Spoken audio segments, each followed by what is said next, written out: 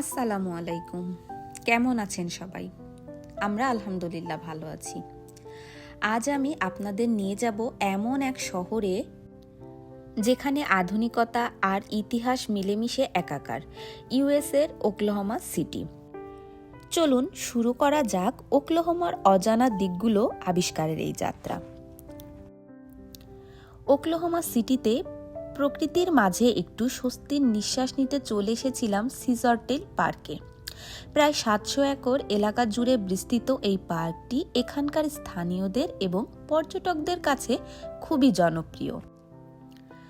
পার্কের অন্যতম আকর্ষণ হল এই স্থাপত্যের বিস্ময় স্কাইড্যান্স ব্রিজ।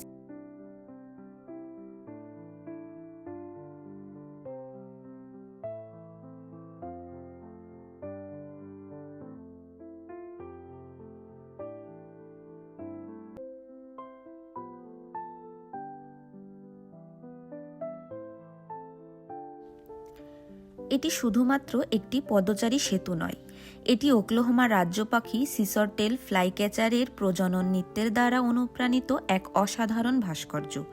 ১৮৫ ফুট উঁচু ডাবল উইংস স্ট্রাকচারটি ইন্টারস্টেট 40 এর উপর দিয়ে পার্কের দুটি অংশকে সংযুক্ত করেছে। আর এই সেতুতেই দেখতে পেলাম ভালোবাসার এক মিষ্টি প্রতীক। বিশ্বের অন্যান্য স্থানের মতো এখানেও প্রেমিক প্রেমিকারা সেতুর রেলিংয়ে তালা ঝুলিয়ে দেয়, এই আশায় যে তাদের সম্পর্কও এই তালাগুলির মতো চিরকাল আবদ্ধ এবং মজবুত থাকবে। এই লকগুলি যেন ভালোবাসার প্রতিশ্রুতির এক সজীব উদাহরণ।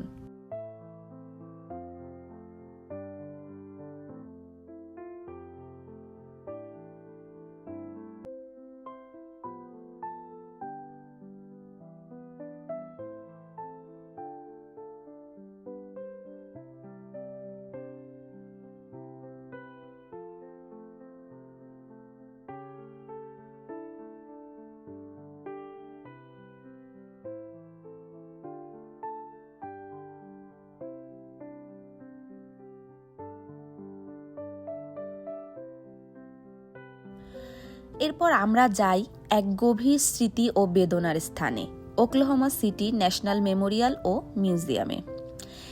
এটি এমন একটি স্থান যেখানে নীরবতা কথা বলে আর প্রতিটি কোণ হৃদয়ে জাগিয়ে তোলে শোক। এই স্মৃতিস্তম্ভটি তৈরি হয়েছে ১৯৯৫ সালের ১৯ এপ্রিলের ভয়াবহ বোমা হামলায় নিহত, আহত এবং ক্ষতিগ্রস্ত সকলের প্রতি সম্মান জানাতে। সেদিন একটি দেশীয় সন্ত্রাসী হামলায় আলফ্রেড পি মুরাহ ফেডারেল বিল্ডিংয়ে আঘাত হানে। মেমোরিয়ালের প্রধান অংশ হল এমটি চেয়ার্স, ১৬৮টি চেয়ারের সারি, যা নিহতদের প্রতিনিধিত্ব করে। প্রাপ্তবয়স্কদের জন্য রয়েছে বড় চেয়ার আর শিশুদের জন্য ছোট চেয়ার।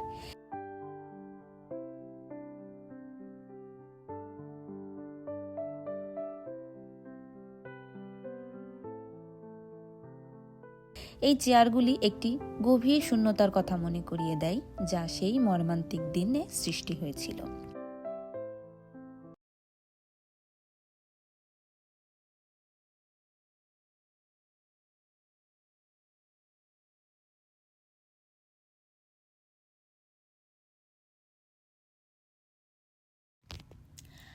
আশা করি এই সফর আপনাদের ভালো লেগেছে। নতুন কোনো শহরে নতুন কোনো গল্প নিয়ে খুব শীঘ্রই ফিরছি। সে পর্যন্ত ভালো থাকবেন। ধন্যবাদ।